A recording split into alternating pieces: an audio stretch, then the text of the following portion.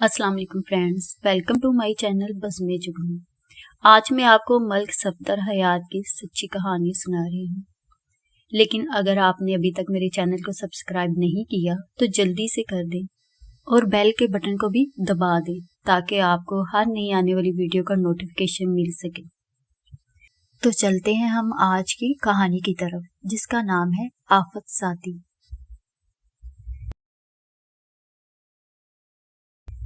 पिछले 2 माह बड़े खुशगवार और पुरसकून गुजरे थे। उमंग और तरंग से भरपूर मौसम फिजा को महका रहा था।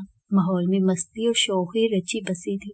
चार सू रंगीनी और आफरीनी फैली हुई थी। हर शय नखरी निखरी और जिंदगी से मामूर, दिमाग मखमूर और दिल मोहब्बत से चूर। मगर मई का आगाज होते ही जैसे सब कुछ बुझ कर रह गया था।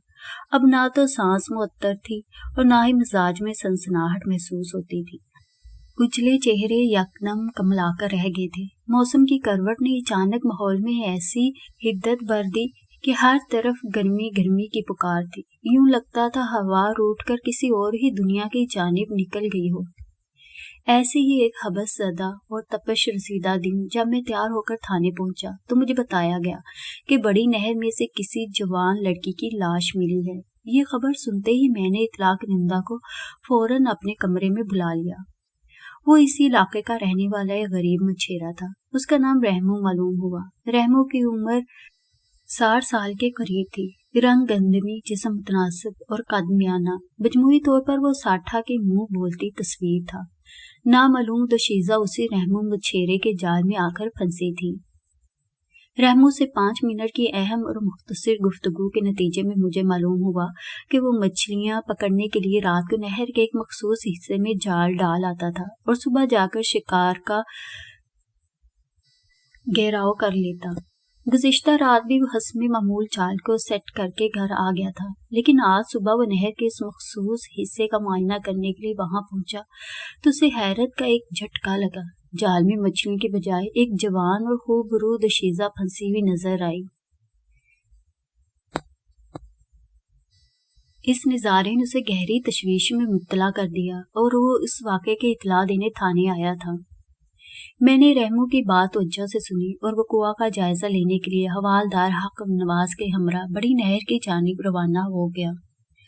उन दिनों मैं मौजा नौशाही के थाने में तैनात था। नौशाही एक छोटा सा कस्बा था और वहाँ की ज़रूरियात के मुताबिक कमोबेश हर अहम शय उधर मिल जाती थी। बड़ी नहर कस्बे की शुमाली जानिब पहलू से गुजरती थी। हम पैदल ही चलते हुए थोड़ी देर में जाए वक़ूआ पर पहुंच गए। अब वहाँ निस्फ दर्जन के करीब अफराद भी जमा हो चुके थे। जैसे जैसे लोगों को उस वाक़े की इत्तला मिल रही थी वो जाए वक़ूआ का रुख कर रहे थे। हम रहमू की रहनुमाई में नहर के पुल पर पहुंचकर नीचे को उतरने लगे। उसने मछली का शिकार करने वाला जाल पुल के नजदीक नहर के किनारे डाल रखा था। मज़कूरा बड़ी नहर मशरिक से मगरिब की सिमत रवां दवां थी। पानी के हवाले से उसे भरी हुई कहा जा सकता था और ये नहर का वो किनारा था जिधर से पानी आ रहा था। यानी रहमू ने मछलियों को पुल के नीचे से गुजरने से पहले ही पकड़ने का मंसूबा बना रखा था। मुझे मछली और माहीगिरी के बारे में ज्यादा मालूमात नहीं थी, लिहाजा रहमू बड़ी तफसील से मुझे इस बारे में बता रहा था। मैंने उसकी बात सुनने के दौरान लाश का मुआयना शुरू कर दिया था। वो बदनसीब दोशीज़ा जाल में बुरी तरह उलझी हुई थी। ये हाल उसका शायद जाल खींचने के सबब हुआ था। रहमू ने दर्जनों मछलियों की उम्मीद में बड़े माहिराना अंदाज में जाल को खींचा होगा और उसकी निगाह एक बड़ी सी इंसानी मछली पर पड़ी होगी तो जाहिर है उसे ज़हनी दचका लगा होगा। तदबीर और तकदीर में हर लम्हा आंख मचोली होती रहती है। ये एक दूसरे को चित करने का कोई मौका हाथ से जाने नहीं देती, लेकिन देखने में ये आया है कि तकदीर जो मार देती है वो बहुत ही अज़ियतनाक और रुला देने वाली होती है। रहमू के साथ भी कुछ ऐसा ही पेश आया था। जाल को खींचते वक्त उसे मामूल से ज्यादा जोर लगाना पड़ा होगा और खुश होकर उसने तवक्का बांध ली होगी कि आज तो मन भर मछली कहीं नहीं गई। उसने ख्यालों में उस मछली की फरोख से हासिल होने वाली रकम को भी गिनना शुरू कर दिया होगा। मगर जब जाल बाहर आया होगा तो उस खुश ख्याली के गुब्बारे में से एकदम सारी हवा निकल गई होगी। जाल के अंदर मन भर वजन की मछलियों की बजाय इंसानी लाश को देखकर उसकी उम्मीदों पर पानी फिर गया होगा। میں نے رحمو کی مدد سے اس جوان دوشیزہ کی لاش کو جال میں سے باہر نکال کر نہر کے کنارے زمین پر ڈال دیا۔ ایک خاص زاویہ ہونے کے باعث نہر کے اس حصے تک ابھی دھوپ کی رسائی نہیں ہو پائی تھی۔ اس بچاؤ میں غالب ہاتھ ان بلند و بالا درختوں کے سائے کا بھی تھا جو نہر کے کنارے پر ایستادہ تھے۔ ویسے جس تیزی سے دھوپ پھیل رہی تھی اسے دیکھتے ہوئے اندازہ لگایا جا سکتا تھا کہ زیادہ سے زیادہ آدھے گھنٹے میں نہر کا وہ حصہ بھی محفوظ نہیں رہے گا، لہٰذا اس سے پہلے ہی مجھے اپنا کام مکمل کرنا تھا۔ میں دوشیزہ کی لاش کے ساتھ مصروف ہو گیا۔ میں بار بار اس نامعلوم لڑکی کے لیے لاش کا لفظ استعمال کر رہا ہوں۔ اس کا سبب یہ ہے کہ اس پر نگاہ پڑتے ہی مجھے اندازہ ہو گیا تھا کہ اسے زندوں میں شمار کرنا حماقت ہوگی۔ بعد ازاں میرا یہ اندازہ 100% درست ثابت ہوا تھا۔ واقعی جال کی گرفت میں آنے سے قبل ہی وہ لڑکی زندگی کی قید سے آزاد ہو چکی تھی۔ اس نامعلوم دوشیزہ کی عمر 20 اور 22 کے درمیان رہی ہوگی۔ قد متناسب اور جسم بھرا بھرا، وہ ایک گوری چٹی لڑکی نظر آتی تھی۔ اس میں کسی شک و شبے کی گنجائش تلاش نہیں کی جا سکتی تھی کہ وہ ایک پرکشش اور حسین و جمیل دوشیزہ تھی، مگر اس وقت اس کی ساری خوبصورتی اور رعنائی کو موت کی بھوکی پیاسی گھس پر باہر کو نکلی ہوئی شفاف زبان چاڑ چکی تھی۔ مذکورہ دوشیزہ نے پھولدار پرنٹڈ لان کا شلوار سوٹ پہن رکھا تھا۔ وہ دوپٹے اور جوتوں سے بے نیاز تھی۔ غالب امکان یہی تھا کہ اس کا دوپٹہ اور جوتے پانی کی ہمراہی پار کرتے ہی اس سے جدا ہو گئے تھے۔ بادی نظر میں وہ خودکشی کا معاملہ دکھائی دیتا تھا۔ جب میں نے اکڑوں بیٹھ کر بغور اس کی گردن کا معائنہ کیا تو فوری طور پر مجھے اپنے خیال کو تبدیل کرنا پڑا۔ یہ سوچتے ہی مجھے پورے وجود میں سنسنی سی دوڑتی محسوس ہوئی کہ وہ خودکشی نہیں بلکہ قتل کا کیس تھا۔ مذکورہ دوشیزہ کی گردن پر مجھے کچھ ایسے نشانات نظر آئے کہ میں چونک اٹھا تھا۔ سرسری جائزے نے مجھے واضح طور پر بتا دیا کہ انسانی انگلیوں کے دباؤ سے بننے والے واضح نشان تھے، گویا اس بد نصیب کو گردن گھونٹ کر موت کے گھاٹ اتارا گیا تھا۔ ایک فیصلے پر پہنچنے کے بعد میں اٹھ کر سیدھا کھڑا ہو گیا۔ اس وقت جائے وقوع پر جمع ہونے والے افراد کی تعداد درجن سے آگے بڑھ چکی تھی۔ ان تعداد میں میں نے بچوں وغیرہ کو شمار نہیں کیا تھا۔ تعداد میں وہ بھی بڑے افراد سے کسی سے کم نہیں تھے۔ ان سب کا تعلق موضع نوشاہی سے تھا۔ حوالدار حق نواز نے میری ہدایات کے مطابق تماشائیوں کو لاش سے ایک مناسب فاصلے پر روک رکھا تھا۔ میں نے ان میں 3-4 معتبر افراد کو آگے آنے کے لیے کہا۔ جب وہ میرے قریب آ گئے تو میں نے خوبرو دوشیزہ کی لاش کی جانب اشارہ کرتے ہوئے کہا، کیا تم میں سے کوئی شخص اس حرمہ نصیب کو جانتا ہے؟ یہ بات تو طے تھی کہ اس لڑکی کو قتل کرنے کے بعد نہر میں پھینکا گیا تھا، لیکن جب تک اس کی شناخت کا مرحلہ مکمل نہ ہو جاتا تفتیش آگے نہیں بڑھ سکتی تھی۔ مجھے توقع تھی کہ موضع نوشاہی کے ان معتبر باسیوں میں سے کوئی نہ کوئی ضرور اس لڑکی کو پہچان لے گا، لیکن ضروری نہیں کہ انسان کی ہر توقع پوری بھی ہو جائے۔ ان افراد نے بغور مردہ لڑکی کے چہرے کا جائزہ دیا اور نفی میں گردن ہلاتے ہوئے یکے بعد دیگرے یہ جواب دیا، ہم اس لڑکی کو نہیں جانتے۔ میں نے اپنی تسلی کی خاطر ان افراد کو فارغ کر کے مزید 3-4 کو بھی اسی آزمائش سے گزارا، لیکن اس آزمائش کا نتیجہ بھی میری توقع کے برعکس ہی برآمد ہوا۔ 15-20 منٹ کی تحقیق و تفتیش کے بعد یہ بات پایا ثبوت کو پہنچ گئی کہ مچھیرے رحموں کے جال میں آ کر لگنے والی اس بیچاری دوشیزہ کا موضوع نوشاہی سے کوئی تعلق نہیں۔ اب مجھے پہلے یہ معلوم کرنا تھا کہ وہ لڑکی کون تھی اور کہاں سے یہاں پہنچی تھی۔ جب تک اس کی شناخت نہ ہوتی قتل والے معاملے کی تفتیش ممکن نہیں تھی، لیکن اس سے بھی پیشتر مجھے ایک ضروری کام نپٹانا تھا۔ بلند و بالا درختوں کا سایہ پل کے اس مخصوص حصے سے رخصت ہو کر کہیں اور چلا گیا تھا۔ چلچلاتی اور جلبل کرتی تیز دھوپ نے وہاں رکنا محال کر دیا تھا۔ موسم اس بات کی اجازت نہیں دیتا تھا کہ لڑکی کی لاش کو ایسے ہی چھوڑ کر میں اس کے شناختی معاملات میں الجھا رہتا، لہٰذا لمحاتی سوچ و بچار کے بعد میں نے اس لاش کو پوسٹ مارٹم کے لیے سرکاری ہسپتال بھجوا دیا۔ وقوع کا نقشہ میں تیار کر چکا تھا۔ لاش کو ہسپتال بھجوانے کے بعد میں موقع پر موجود افراد کے بیانات لینے لگا۔ اس کام کے لیے میں نے درختوں کے نیچے ڈیرا ڈال دیا تھا، اور آدھے گھنٹے کی پوچھ تاچھ کے بعد بھی جب کہ مثبت اور حوصلہ افزا نتیجہ سامنے نہ آیا تو میں حوالدار کے ساتھ واپس تھانے آ گیا۔ ان دنوں میں جس تھانے میں تعینات تھا وہاں بدقسمتی سے نفری بہت کم تھی۔ میرے علاوہ ایک حوالدار، حق نواز اور 4 کانسٹیبلز، اسی مختصر سے سٹاف کے ساتھ مجھے تھانے میں کام بھی کرنا تھا۔ اوپر سے مجھے یقین دلایا جا رہا تھا کہ انشاءاللہ بہت جلد مجھے ASI مزید 3-4 کانسٹیبلز دے دیے جائیں گے۔ مگر 1 سال گزرنے کے باوجود بھی اس سلسلے میں کوئی پیش رفت دیکھنے میں نہیں آئی تھی۔ انشاءاللہ محض انشاءاللہ ہی تھا۔ دوپہر کے کھانے سے فارغ ہونے کے بعد میں نے کانسٹیبل عارف کو اپنے ساتھ لیا اور نامعلوم دوشیزہ کے مبینہ اور متوقع قتل کی تفتیش کے لیے نکل کھڑا ہوا۔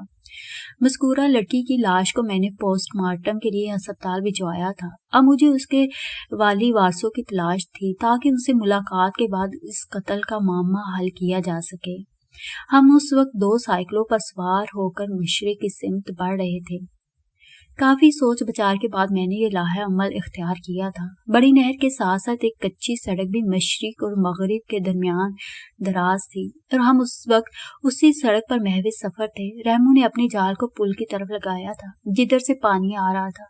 مذکورہ نہر مشرق سے مغرب کی سمت بہتی تھی۔ اس کا صاف اور واضح مطلب یہی تھا کہ لڑکی کی لاش مشرق کی جانب سے پانی میں بہتے ہوئے نہر کے پل تک پہنچی تھی اور رحمو مچھیرے کے جال میں آ کر پھنس گئی تھی۔ اگر رحمو نے وہاں جال نہ لگایا ہوتا تو یہ بات طے تھی کہ مذکورہ لاش نہر کے اندر ہی اندر سفر کرتے ہوئے موزہ نوشاہی سے کہیں آگے نکل جاتی۔ ہمارے قصبے نوشاہی سے مشرق کی سمت 2 گاؤں آباد تھے۔ 5 میل کے فاصلے پر نہر کی اسی جنوبی سمت میں اقبال نگر نامی ایک گاؤں آباد تھا۔ اقبال نگر سے مزید 3 میل آگے ٹانڈا نامی ایک چھوٹا سا گاؤں واقع تھا۔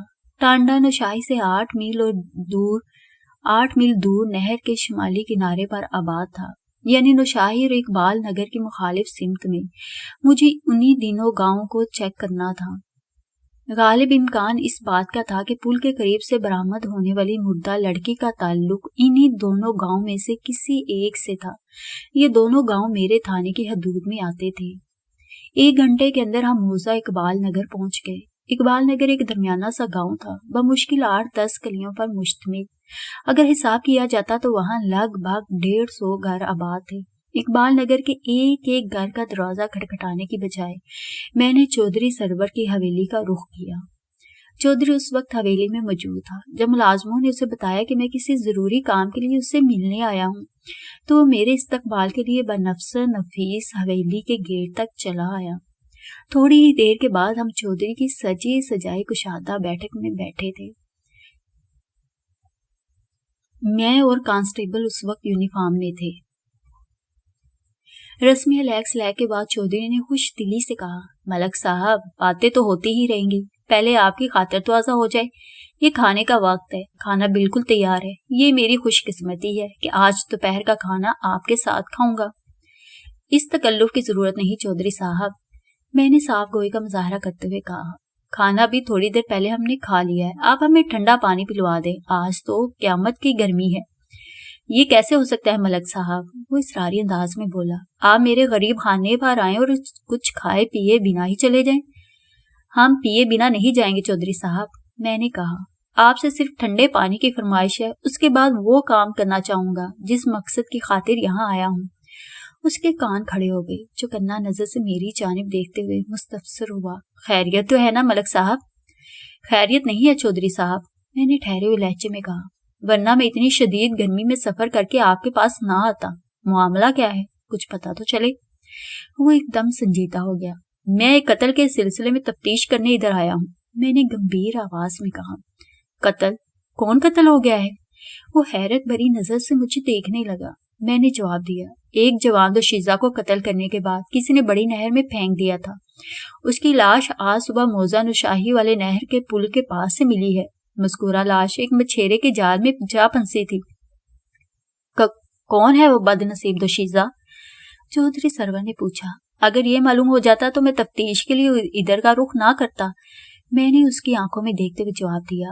ہاں البتہ یہ تصدیق میں نے کر لی ہے کہ اس کا تعلق موزہ نوشاہی سے ہرگز نہیں ہے۔ میں لمحہ بھر کو سانس لینے کی غرض سے متوقف ہوا، پھر اضافہ کرتے ہوئے کہا، اب یہی سوچا جا سکتا ہے کہ اس دوشیزہ کی لاش نہر کے پانی کے ساتھ بہتے ہوئے نہر کے پل تک پہنچی ہے۔ نہر کا بہاؤ مشرق سے مغرب کی سمت ہے اور اس طرف پہلے آپ کا گاؤں آتا ہے اور اس کے بعد موزہ ٹانڈا ہے. اس وقت میں آپ کے گاؤں کے اندر یعنی آپ کی حویلی میں بیٹھا ہوں. اگر یہاں کی تفتیشی کوشش ناکام ہو گئی تو پھر میں ٹانڈا کا رخ کروں گا. اب تو آپ میری تفتیش کے زاویے کو اچھی طرح سمجھ گئے ہوں گے. وہ چند لمحات تک گہری نظر سے مجھے دیکھتا رہا، پھر معنی خیز انداز میں گردن ہلاتے ہوئے بولا، یعنی آپ کا مطلب یہ ہے کہ اس نامعلوم مقتولہ لڑکی کا تعلق یا تو اقبال نگر سے ہے اور یا پھر موضوع ٹانڈا سے؟ جی ہاں، بالکل، میرا یہی مطلب ہے، میں نے ٹھوس لہجے میں جواب دیا. اس نے پرسوچ انداز میں ہنکارا بھرا اور کہنے لگا، اگر تو لڑکی میرے گاؤں سے تعلق رکھتی ہے تو اس کے گھر کا سراغ لگانے کے لیے آپ کو ایک ایک گھر کے دروازے تک جانے کی زحمت نہیں کرنا پڑے گی. میں کچھ ایسا بندوبست کرتا ہوں کہ یہیں بیٹھے بٹھائے آپ کا کام آسان ہو جائے. آپ نے میرے خیالات کی بڑی بھرپور ترجمانی کی ہے چودھری صاحب، میں نے اس بات میں سر ہلاتے ہوئے کہا. میں یہی سوچ کر آپ کے پاس آیا تھا. بس تو سمجھ لیں آپ کا کام ہو گیا. وہ اپنی مونچھوں کو شفقت بھرے انداز میں سہلاتے ہوئے بولا، اس کے بدلے آپ کو بھی میرا ایک کام کرنا ہوگا. میں نے چونک کر سوالیہ نظر سے اس کی طرف دیکھا اور پوچھا، کون سا کام چودھری صاحب؟ میں کھانا کھانے کے لیے تو آپ سے اصرار نہیں کروں گا، اس نے معتدل انداز میں کہا، لیکن موسم کی مناسبت اور ضرورت کے مطابق جو بھی شربت پانی بھجواؤں اس سے آپ پورا انصاف کریں گے. بات ختم کرتے ہی اٹھ کر کھڑا ہو گیا. میں نے بڑی رسانیت سے کہا، ٹھیک ہے چودھری صاحب، جیسے آپ کی مرضی. چودھری بیٹھک میں سے نکل کر حویلی کے اندرونی حصے کی جانب بڑھ گیا تو کانسٹیبل عارف نے مجھ سے کہا، ملک صاحب، چودھری سرور دوسرے چودھریوں سے بڑا مختلف ہے. کیا مختلف ہے؟ میں نے سرسری انداز میں پوچھا. وہ بولا، میں نے اکثر چودھریوں کو دیکھا ہے، بڑی تن فن اور روب داب والے ہوتے ہیں، ان کی ہر ادا سے غرور اور تکبر ٹپکتا ہے، لیکن چودھری سرور جس محبت اور خلوص سے پیش آ رہا ہے اس سے دیکھ کر یقین ہی نہیں آ رہا کہ کوئی چودھری اتنا متعاون اور معتدل بھی ہو سکتا ہے. زندگی کا کوئی بھی شعبہ ہو عارف، میں نے سمجھانے والے انداز میں کہا، اس میں ہر قسم کے لوگ موجود ہوتے ہیں، اچھے بھی اور برے بھی، پرخلوص بھی اور بد اخلاق بھی، سیاہ کار بھی اور نیکوکار بھی. اسی لیے کہا جاتا ہے کسی ایک برے شخص کو بنیاد بنا کر انسانوں کے ایک مخصوص گروہ کو برا نہیں سمجھ لینا چاہیے، یا کسی ایک اچھے شخص کے صالح برتاؤ کو دیکھ کر یہ فتویٰ جاری نہیں کر دینا چاہیے کہ اس کے گروہ میں سب انسان وہاں فرشتے ہی ہوں گے. میں لمحے بھر کے لیے متوقف ہوا. عارف بڑی توجہ سے میری تقریر نما باتیں سن رہا تھا. میں نے اضافہ کرتے ہوئے کہا، تمہارا یہ مشاہدہ اور اندازہ بالکل درست ہے کہ چودھری سرور بہت سے چودھریوں سے خاصا مختلف ہے. یہ فرق میں نے بھی اس میں محسوس کیا ہے، اس لیے میں نے اس کیس کی تفتیش میں اسے شامل رکھنا ضروری سمجھا ہے. اگر میرے تجربے کے مطابق سرور کوئی اکھڑ، مغرور اور بد دماغ قسم کا چودھری ہوتا تو میں اسے ٹچ کرنا بھی پسند نہ کرتا. ہم چودھری سرور کی ذات کے حوالے سے گفتگو کر ہی رہے تھے کہ بیٹھک کے کھلے ہوئے منکش چوبی دروازے میں سے ایک ملازم صورت شخص لدا پھندا اندر داخل ہوا.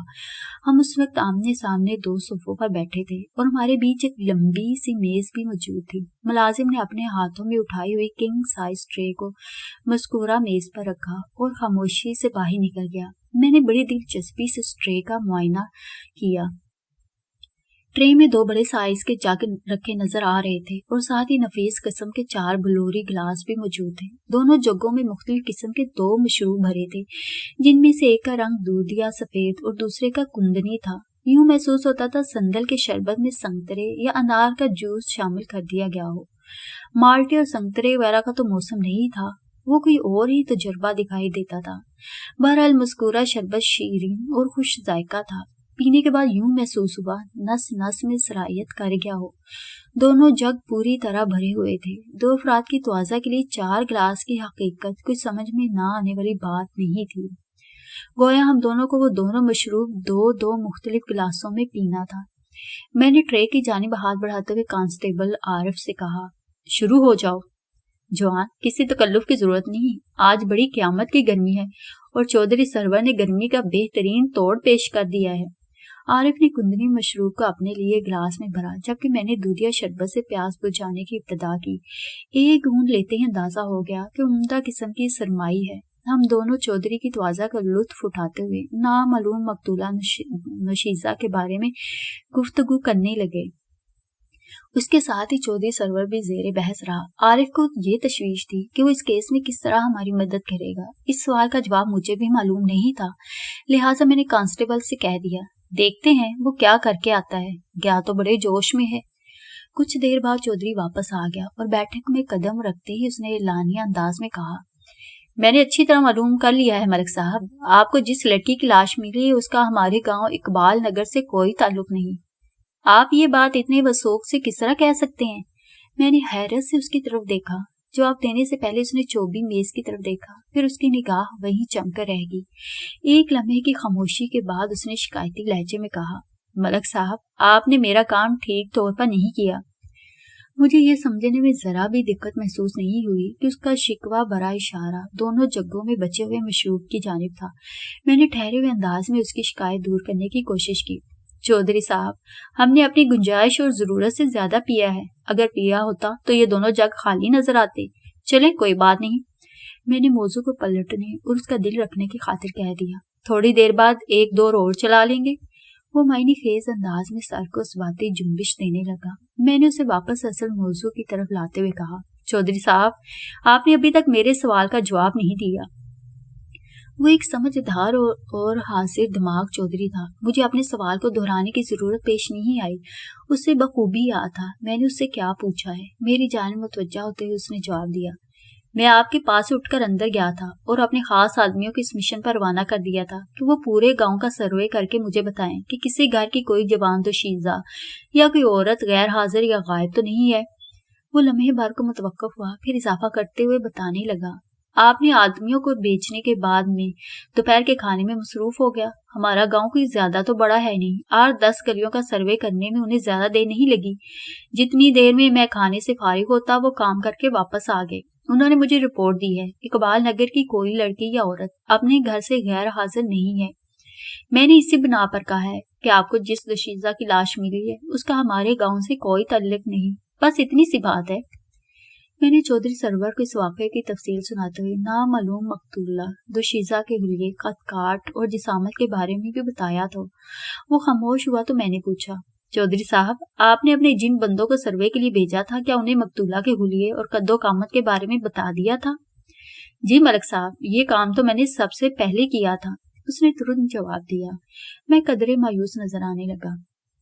قدرے تھکے ہوئے پرسوچ انداز میں نے کہا، اس کا مطلب ہے اس کیس کی تفتیش کے لیے مجھے موزہ ٹانڈا کی طرف جانا ہوگا، کیونکہ آپ کے بعد قریب ترین گاؤں وہی ہے۔ ٹانڈا کے بعد تو 15-20 میل آگے کوئی گاؤں دیہات آباد نہیں۔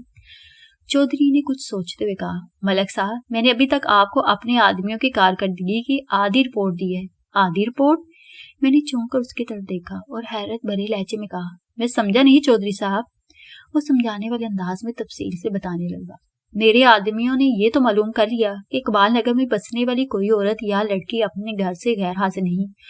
اس کے ساتھ ساتھ وہ ایک انتہائی کام کی عورت کو بھی حویلی لے کر آئے ہیں۔ مذکورہ عورت اس کیس کی تفتیش کے سلسلے میں آپ کی بہت مدد کر سکتی ہے۔ میں سیدھا ہو کر بیٹھ گیا اور اضطراری انداز میں استفسار کیا، کون ہے وہ مفید عورت؟ اس کا نام ماسی رحمتیں ہے، چودھری نے بتایا۔ وہ اس گاؤں کی اکلوتی اور درینہ دائی ہے۔ رحمت بی بی عرف ماسی رحمتیں کی عمر لگ بھگ 65 سال کی ہوگی، لیکن اس کی بینائی لاجواب اور با کمال ہے۔ وہ اس عمر میں بغیر رہنے کے بڑی آسانی اور روانی سے قرآن پاک پڑھ لیتی ہے، اس لیے ابھی تک اس نے اپنے فن کو خیر بات نہیں کہا۔ اس کے ہاتھوں میں جیسے کوئی جادو ہے۔ وہ زچہ کو اتنی بھی تکلیف محسوس نہیں ہونے دیتی جتنی بال کھینچنے سے مکھن کو ہوتی ہوگی۔ اس گاؤں کی کم از کم 2 نسلیں اسی کے ہاتھوں کی پیداوار ہیں۔ یہ سب تو ٹھیک ہے چودھری صاحب، میں نے اس کے خاموش ہونے پر بڑی رسانیت سے کہا، لیکن یہ تو بتائیں، اپنے فن میں مہارت رکھنے والی کسی تجربہ کار دائی کا اس کیس کی تفتیش سے کیا تعلق ہو سکتا ہے؟ میں نے ایک لمحے کے توقف سے اضافہ کیا، اس کیس میں زچگی کی کوئی گنجائش نہیں۔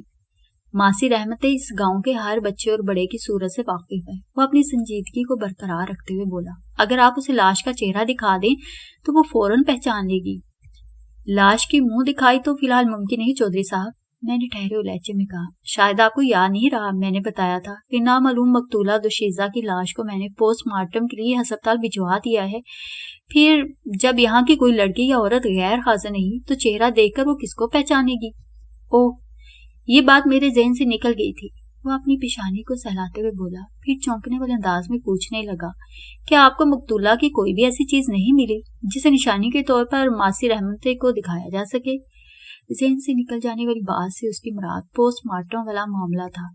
अब मेरे चौंकने की बारी थी। चौधरी सरवर के सवाल ने एक बहुत बड़ा मसला हल कर दिया था। शायद मैं इस बात का जिक्र करना भूल गया कि मुझे मकतूला की दाएं कलाई में से रोल्ड गोल्ड का एक कंगन मिला था। उस लाश को पोस्टमार्टम के लिए भेजते वक्त मैंने मज़कूरा कंगन उसकी कलाई में से उतार कर अपनी जेब में डाल लिया था और उस वक्त भी मसनूई सोने का वो कंगन मेरी जेब में मौजूद था। मैंने चौधरी के सवाल का जवाब देते हुए कहा, मैंने जब उस बदनसीब लड़की की लाश का मुआयना किया तो उसके पाँव में स्लीपर या जूती नामी कोई शय थी और ना ही कानों में कोई बूंदे या बालियां। कलाइयों में चूड़ियां भी मुझे नजर नहीं आईं। अलबत्ता उसकी दाईं कलाई में नकली सोने का ये कंगन जरूर मौजूद था। मैंने अपनी जेब से मस्कूरा कंगन ऑफ रोल्ड गोल्ड निकालकर चौधरी सरवर की जानिब बढ़ाया और कहा, मुमकिन है ये मासी रहमते इस कंगन की मदद से कोई सुराग लगाने में कामयाब हो जाए। चौधरी ने उस कंगन को हाथ में लेकर घुमा फिरा कर देखा और कहा, मैं अभी मासी रहमते को यहाँ बुलाता हूँ। मुझे उम्मीद है ये कंगन आपका मसला हल कर देगा। थोड़ी देर बाद मासी रहमते चौधरी सरवर के हुक्म पर उस बैठक में मौजूद थी। रहमते की उम्र के बारे में चौधरी ने कुछ गलत नहीं कहा था। उसकी कमर कदरे झुक गई थी, ताहम सेहत तसल्ली बख्श थी। जब वो गोया हुई तो उसकी करारी आवाज सुनकर उसके इंतहाई सेहतमंद होने का मुझे यकीन आ गया। उसने बैठक में दाखिल होते ही मुझे और चौधरी को बारी बारी सलाम किया और एक सोफे पर बैठ गई। चौधरी ने मेरे दिए हुए कंगन को रहमते के हाथ में देते हुए कहा, मासी, कत्ल होने वाली लड़की के हाथ से थानेदार साहब को ये कंगन मिला है। क्या तुम इसे देखकर कोई अंदाजा लगा सकती हो? रहमते ने कंगन को हाथ में लेकर गहरी निगाह से उसका जायजा लिया और फतवा सादर करने वाले अंदाज में बोली, ये कंगन तो मैंने नाजो के हाथ में देखा था। मैंने चौंक कर चौधरी सरवर की तरफ देखा। उसने रहमते से पूछा, तुम किस नाजो की बात कर रही हो? एक नाजो तो मेरी हवेली में भी काम करती है और मैंने अभी थोड़ी देर पहले उसे जिंदा देखा है। मेरे लिए दोपहर का खाना उसी नाजो ने लगाया था। आपकी हवेली में काम करने वाली नाजो अब्दुल गफ्फार की बेटी है, मासी रहमते ने वजाहत करते हुए कहा, और उसके बाप को मरे 6 साल हो गए हैं। मैं तो करमदीन जट की बेटी नाजो की बात कर रही हूँ चौधरी साहब। ओह। चौधरी सरवर एक गहरी सांस खारिज करके रह गया। मैंने पूछा, चौधरी साहब, आपने भी थोड़ी देर पहले जो सर्वे कराया है, क्या उसकी रिपोर्ट के मुताबिक करमदीन जट की बेटी नाजो उस वक्त अपने घर में है? वो मतामलाना अंदाज में बोला, हाँ, होना तो चाहिए। जब इस गांव की तमाम औरतें और लड़कियां इस वक्त इकबाल नगर में मौजूद हैं तो नाजो को भी इधर ही होना चाहिए। मासी रहमते ने कहा, थानेदार साहब, क्या आप मुझे लाश की एक झलक दिखा सकते हैं? कल शाम से पहले ये मुमकिन नहीं, मैंने सपाट अंदाज में कहा। चौधरी साहब ने तुम्हें बताया नहीं कि वो नामालूम लड़की की लाश को पोस्टमार्टम के लिए अस्पताल भिजवाया जा चुका है? ओह, पोस्टमार्टम, चीर फाड़। उसने बड़ी नागवारी सी है अल्फाज दोहराए, फिर खफगी अमेज अंदाज में बुड़बुड़ाई, एक तो पुलिस को पोस्टमार्टम की बहुत जल्दी होती है। मैंने उसकी नामाकूल बुड़बुड़ाहट का जवाब देते हुए कदरे सख्त लहजे में कहा, पुलिस को हर उस काम की जल्दी होना भी चाहिए जो नागज़ेर और अशद जरूरी हो। मैंने लम्हे भर को रुककर मासी रहमते के चेहरे का जायजा लिया, फिर अपनी बात को आगे बढ़ाते हुए कहा, उस नामालूम दशीजा की लाश मौजा नुशाही की हदूद में से मुझे मिली थी। मैंने वहां के मोतबर लोगों से लाश की शिनाख्त करवाने की भरपूर कोशिश की थी, लेकिन किसी ने भी उसके वहां के रहायशी होने की तस्दीक नहीं की। अगर मैं उसे पोस्टमार्टम के लिए अस्पताल ना भिजवाता तो मौसम की शिद्दत के बायस लाश का पूरा हशर हो जाता। वो नहर के पानी में तो महफूज रही, लेकिन बाहर निकालने के बाद अगर उसे मुनासिब तरीके से महफूज ना किया जाता तो 2-3 घंटों ही में उससे बदबू के भपके उठने लगते। मुझे नहीं मालूम लाश के वारसों को तलाश करने में मुझे कितना वक्त लगेगा। ये 2-4 घंटे भी हो सकते हैं, 2-4 माह भी, और इससे ज्यादा भी। लिहाजा लड़की की लाश को सरकारी अस्पताल भिजवाना बेहद जरूरी था। और जहां तक चीर फाड़ का ताल्लुक है, मैंने एक बार फिर अपनी बात को अधूरा छोड़कर मासी रहमते के चेहरे पर नमूदार होने वाले तासरात का जायजा लिया, फिर सिलसिला कलाम को जारी रखते हुए कहा, शायद मैं उस लड़की की लाश को पोस्टमार्टम के लिए भिजवाने की बजाय बर्फ वगैरह में लगवाकर कुछ देर उसके वारसों के सामने आने का इंतजार कर लेता। अगर मुझे ये यकीन ना होता कि उसे बाकायदा कत्ल करने के बाद नहर में फेंका गया है। कत्ल की किसी भी वारदात में पोस्टमार्टम कानून की मामूल की कार्रवाई में शुमार होता है। मेरे खामोश होने पर चौधरी सरवर ने कहा, मलक साहब, आप क्या पसंद करेंगे? मैं करमदीन जट की बेटी नाजो को इधर हवेली ही में बुलवा लूं या आप उसके घर जाकर तफ्तीश करेंगे? میں نے چودھری کے سوال کا جواب دینے سے پہلے ماسی رحمتے سے پوچھ لیا، ماسی ایک مرتبہ پھر اچھی طرح کنگن کو دیکھ لو اور بتاؤ، کیا واقعی تم نے یہ کنگن کرم دین جٹ کی بیٹی نازو کی کلائی میں دیکھا تھا؟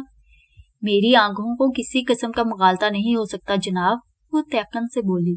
میں اٹھ کر کھڑا ہو گیا اور فیصلہ کن لہجے میں کہا، میں کرم دین جٹ کے گھر جا رہا ہوں اور ماسی رحمتے بھی میرے ساتھ جائے گی۔ ٹھیک ہے۔ چودھری نے تائیدی انداز میں گردن ہلائی اور بولا، اس کیس میں بھی بہت دلچسپی محسوس کر رہا ہوں، ادھر سے جو بھی نتیجہ سامنے آئے تھانے جاتے ہوئے مجھے اس سے ضرور آگاہ کر دیں۔ میں نے چودھری سروس کی فرمائش پوری کرنے کا وعدہ کیا اور اس کی حویلی سے نکل آیا۔ اس وقت دوپہر کے آخری مراحل چل رہے تھے۔ دوپہر کو ڈلے کافی دیر گزر چکی تھی، لیکن ابھی تک گرمی کی تیز اور تندی میں کوئی کمی واقع نہیں ہوئی تھی۔ یوں محسوس ہوتا تھا اس سال سورج زمین والوں سے خصوصی طور پر خفا ہے، وہ اپنی خفگی مٹانے کے لیے ان پر دوزخ جیسی گرمی برسا رہا ہے اور کروڑوں میل دور کھڑا انسانوں کی بے بسی پر مسکرا رہا ہے۔ اس کی خفگی میں بڑی طنزیہ مسکراہٹ تھی اور اس مسکراہٹ کے پیچھے بڑی قہرناک خفگی چھپی تھی۔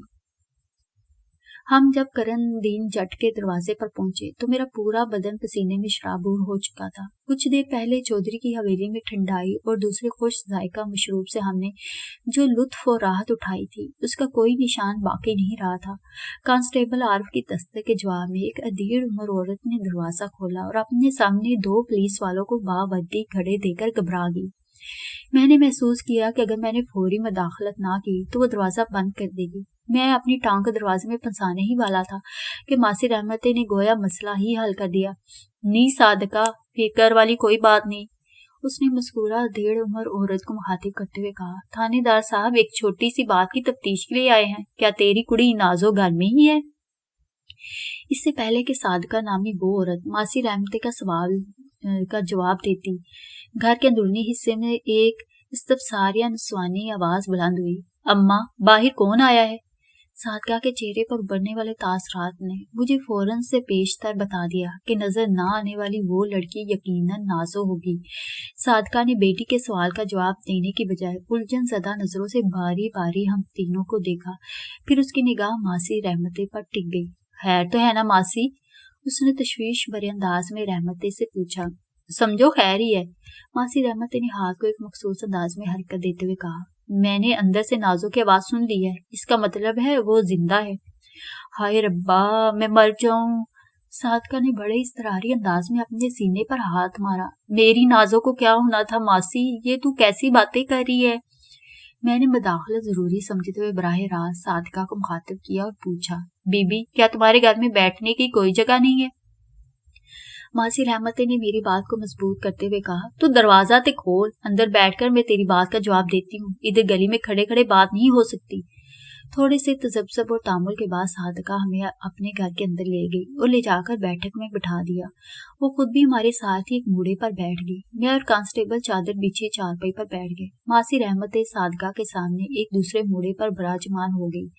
نازو کا باپ کرم دین جٹ اس وقت گھر میں موجود نہیں تھا۔ صادقہ کی زبانی معلوم ہوا کہ وہ اپنے کھیتوں پر گیا ہے۔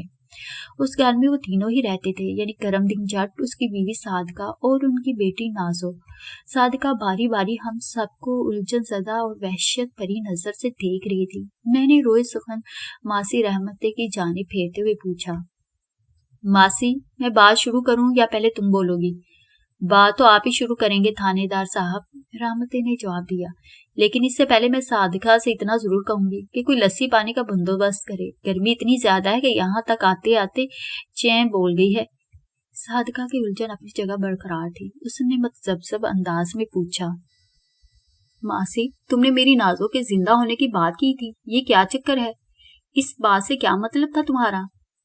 میں نے صادقہ کو زیادہ الجھانا مناسب نہ سمجھا اور ٹھہرے ہوئے لہجے میں کہا، بی بی بات دراصل یہ ہے کہ مجھے آج صبح اپنے علاقے میں نہر کے پل کے قریب ایک جوان لڑکی کی لاش ملی ہے۔ مجھے یقین ہے اس بد نصیب کو قتل کرنے کے بعد نہر میں پھینکا گیا تھا۔ میں اسی سلسلے میں تفتیش کرتے ہوئے موزہ نشاہی سے یہاں پہنچا ہوں۔ میں لمحہ بھر کو سانس لینے کی غرض سے متوقف ہوا، پھر اپنی بات پوری کرتے ہوئے کہا، میں نے جس مقتولہ دوشیزہ کی لاش کا ذکر کیا ہے اس کی ایک کلائی میں نقلی سونے کا ایک کنگن موجود تھا۔ ماسی رحمتے کا دعویٰ ہے کہ وہ کنگن اس نے تمہاری بیٹی نازو کے ہاتھ میں دیکھا تھا۔ تم اپنی بیٹی کو یہاں بلاؤ تاکہ میں اسے پوچھ گچھ کر سکوں۔ میں بظاہر صادقہ سے بات کر رہا تھا، لیکن میرے تمام تر ظاہرہ اور خفیہ حواس اس وقت پوری طرح بیدار تھے۔ انہی میں سے ایک حص نے مجھے بتا دیا کہ کوئی چھپ کر ہماری باتیں سن رہا ہے۔ ایسا محسوس ہوتے ہی بے ساختہ میری نگاہ بیٹھک کے اندرونی دروازے کی سمت اٹھ گئی۔ اس کے ساتھ ہی ذہن میں یہ خیال پیدا ہوا، اس دروازے کے پیچھے یقیناً نازو کان لگائے کھڑی ہماری باتیں سن رہی ہے۔ میں نے کھنکھار کر گلا صاف کرتے ہوئے کانسٹیبل سے کہا، عارف، ذرا دیکھنا ادھر دروازے کے پیچھے کون چھپا کھڑا ہے۔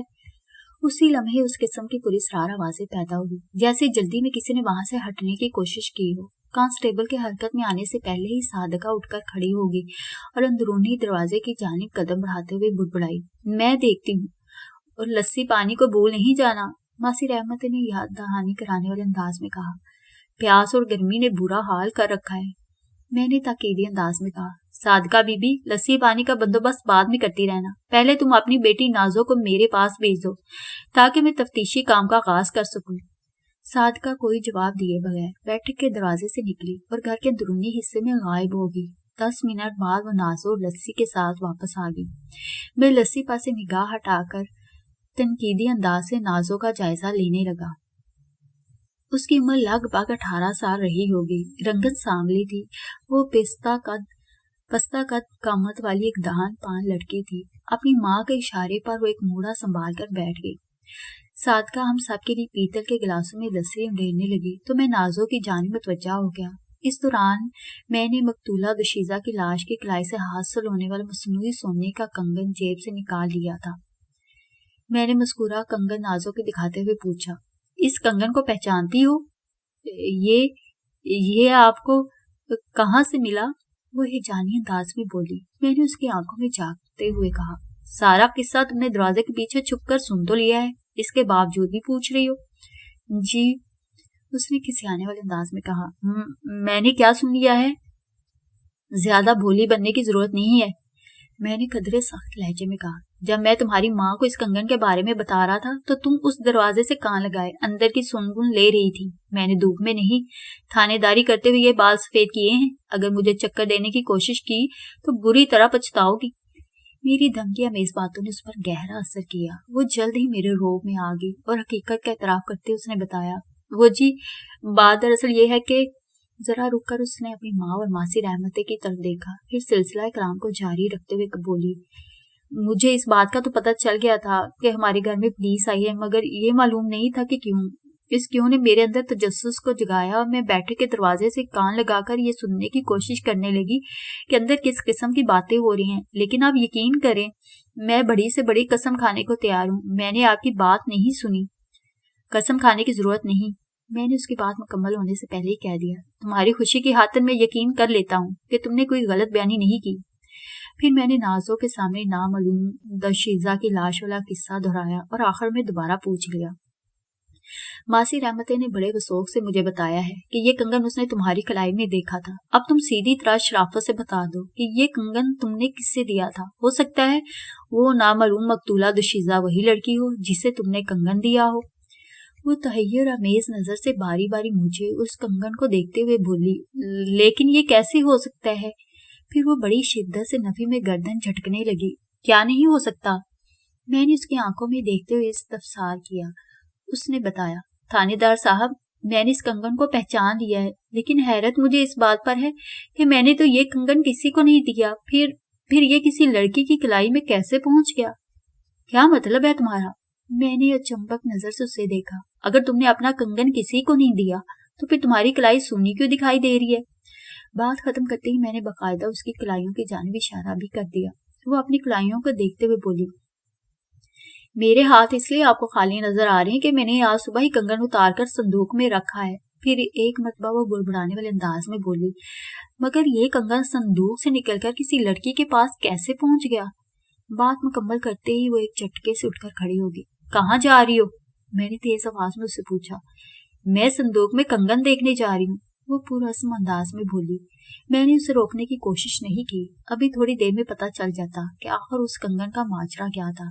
نازو کے رویے اور تاثرات سے میں نے اندازہ لگا لیا تھا کہ وہ دروغ گوئی سے کام نہیں لے رہی تھی۔ میں بڑی بے تعصبی سے اس کا انتظار کرتے ہوئے نمکین ٹھنڈی ٹھار لسی کو اپنے معدے میں اتارنے لگا۔ वो इधर गई उधर वापस आ गई। पहले मेरे हाथ में कंगन को देखकर वो हैरान हुई थी, अब वैसा ही एक दूसरा कंगन उसके हाथ में देखकर मैं हैरत ज़दा था। वो अपने हाथ वाले कंगन को मेरी जानिब बढ़ाते हुए बोली, ये देखें, मेरा कंगन तो संदूक ही में रखा हुआ है। मैंने नाजो वाला कंगन अपने हाथ में ले लिया, फिर घुमा फिराकर बड़े गौर से उन दोनों हम शक्ल कंगनों का जायजा लेने लगा। वो हूबहू एक दूसरे की कॉपी थी। यूं महसूस होता था वो एक ही सांचे में डालकर तैयार हुए। मुझे उन कंगनों में रत्ती बराबर फर्क दिखाई ना दिया। एक लम्हा सोचने के बाद मैंने नाजो से सवाल किया, नाजो, तुम्हारे पास ये कंगन कहाँ से आया है? मेरा मतलब है, तुमने इसे किस दुकान से खरीदा है? एक फौरी ख्याल के तहत मैंने नाजो से कंगन के बारे में इसलिए पूछा था कि अगर मुझे इस दुकान का पता चल जाता जहाँ से नाजो ने वो कंगन खरीदा था, तो मैं उस दुकानदार से तफ्तीश करके ये मालूम कर सकता था कि उसने ऐसे कंगन और किस किस को फरोख्त किए थे। लेकिन नाजो ने मेरी तवक्का के बरक्स जवाब दिया, मैंने तो ये कंगन किसी भी दुकान से नहीं खरीदा। खरीदा नहीं तो फिर किसी ने तुम्हें तोहफा दिया होगा? मैंने पूछा। इससे पहले कि नाजो मेरे सवाल का जवाब देती, उसकी माँ सादका बोल उठी, नाजो, कहीं ये वही कंगन तो नहीं जो मसरती ने तुम्हें दिया था? हाँ माँ, ये वही कंगन है। नाजो जल्दी से बोली, मसरती? एक नया किरदार सामने आया था, लिहाजा उसके बारे में इस्तफसार जरूरी हो गया। मैंने बारी बारी नाजो और उसकी माँ की जानिब देखते हुए पूछा, ये मसरती कौन है भाई? सादका ने जवाब दिया, मसरती का असल नाम तो मसरत जबी है, लेकिन बिगड़कर मसरती हो गया है। नाजो से उसकी बड़ी पक्की दोस्ती है। कहीं तू जमीला की बेटी मसरती की बात तो नहीं कर रही? मासी रहमते ने सादका से पूछा। हाँ हाँ, वही मसरती, पर उस मसरती की तो 2 महीने पहले शादी हो गई है। हाँ मासी, सादका इस बात में गर्दन हिलाते हुए बोली, पिछले दिनों वो इधर इकबाल नगर आई हुई थी। इसी वक्त उसने ये कंगन मेरी नाजो को तोहफा में दिया था। मैं उन दोनों औरतों की बाहमी गुफ्तगू से चौंक उठा और कदरे मुस्तरिब लहजे में पूछा, तुम लोग जिस मुसर्रत जबी उर्फ मुसरती का जिक्र कर रहे हो, क्या उसका ताल्लुक इसी इकबाल नगर से है? मासी रहमती अचानक किसी गहरी सोच में डूब गई थी। चुनाचे सादका ने मेरे सवाल का जवाब दिया, मुसरती के माँ बाप तो इधर ही रहते हैं जी, इकबाल नगर उसका मेका है। वो 2 महीने पहले ब्याह कर यहाँ से उधर टांडा गई है। टांडा? मैंने जेरे लफ्ज दोहराया। इसका मतलब है आजकल वो अपनी ससुराल मौजा टांडा में है। जी हाँ, चंद दिन पहले ही तो गई है, सादका ने जवाब दिया। मासी रहमते गहरी सोच से बाहर निकल आई और टिमटिमाती हुई नजर से मेरी जानब देखते हुए बोली, ये मुसरती भी मेरे ही हाथों से पैदा हुई थी और मेरी निगाह के सामने पल बढ़कर जवान हुई है। उसने लम्हा भर को तवक्कुफ किया, फिर मुझसे पूछने लगी, थानेदार साहब, आपने उस लड़की का हुलिया क्या बताया है जिसकी लाश आपको नहर में से मिली है? मैंने नहायती मुख्तसिर मगर जामे अल्फाज में नामालूम मकतूला दुशीजा का हुलिया दोहरा दिया। मासी रहमते मायने खेज अंदाज में गर्दन हिलाते हुए बोली, ये हुलिया तो बड़ी हद तक मुसरती पर फिट बैठ रहा है। ए मासी, तेरी मत्ते नहीं मारी गई? सादका ने तेज आवाज में कहा, मुसरती तो चंद दिन पहले ठीक ठाक यहाँ से गई है, ऐसी बातें क्यों मुंह से निकालती है? मासी रहमते के गंभीर इंकशाफ ने मुझे रेड अलर्ट कर दिया। वो एक जहां दीदा और तजुर्बाकार औरत थी। 65 साल की उम्र में भी बगैर रहने के कुरान पाक पढ़ लेती थी। उसकी निगाह को धोखा होने के इम्कानात ना होने के बराबर थे। इससे पहले कि मैं कुछ बोलता, मासी रहमते ने हाथ निचाते हुए कहा, सादका, मैं कोई मुसरती की दुश्मन थोड़ी हूँ, वो तो मेरी पोती की तरह है। मैंने तो हक सच की बात की है। अल्लाह मुसरती को हयाती दे, पर तू भी अपने ईमान से बता, जो हुलिया थानेदार साहब ने बयान किया है, क्या वो मुसरती से मेल नहीं खाता? बात तो तू ठीक ही कर रही है मासी, सादका ने पुरमानी अंदाज में सारे हिलाते हुए सोच में डूबते हुए अंदाज में कहा। रब खैर करे, बड़ी सोनी कुड़ी है। मैं उन दोनों औरतों को नजरअंदाज करते हुए नाजो की तरफ मुतवज्जा हो गया। वो मुसर्रत की गहरी दोस्त थी, लिहाजा उसके बारे में ज्यादा बेहतर तौर पर बता सकती थी। मैंने उससे पूछा, नाजो, तुम तो मुसरती की गहरी सहेली हो। मैंने अभी भी जो हुलिया बताया, क्या तुम्हें लगता है मुसरती ऐसी ही है? लगता तो है जी, वो मुतसब्सिब लहजे में बोली। आप मुझे उस लड़की की लाश दिखाएं, मैं फौरन पहचान लूंगी कि वो मुसरती है या नहीं। मैंने कहा, जब उस नामालूम दोशीजा की लाश अस्पताल से वापस आएगी तो मैं तुम्हें दिखा दूंगा। फिलहाल तुम मुझे इस कंगन के बारे में बताओ।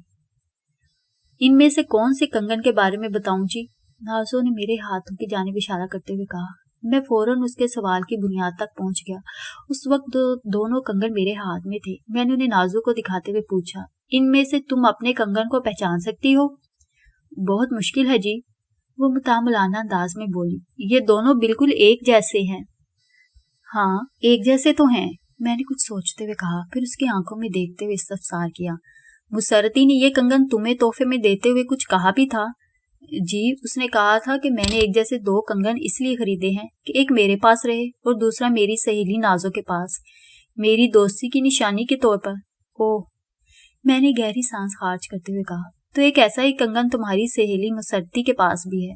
جی ہاں جی ہاں، وہ جلدی سے اس بات میں سار ہلاتے ہوئے بولی، پھر میرے ہاتھ میں موجود 2 ایک جیسے کنگن دیکھ کر الجھن میں پڑ گئی۔ یوں محسوس ہوتا تھا وہ کوئی گمبھیر بات سوچ رہی ہو۔ اس کا مطلب ہے، میں نے پرخیال انداز میں کہا، مجھے نہر سے جس نامعلوم مقتولہ دوشیزہ کی لاش ملی ہے وہ مسرت جبیں عرف مسرتی بھی ہو سکتی ہے۔ میرا انداز خود کلامی والا تھا۔ بات ختم کرتے ہی میں اٹھ کر کھڑا ہو گیا۔ کانسٹیبل نے فوراً میری تقلید کی۔ ماسی رحمت نے پوچھا، تھانے دار صاحب، میری اور ضرورت ہے یا آپ کی تفتیش مکمل ہو گئی؟ شام ہونے والی ہے، اگر آپ کا کام ہو گیا ہو تو میں اپنے گھر جاتی ہوں۔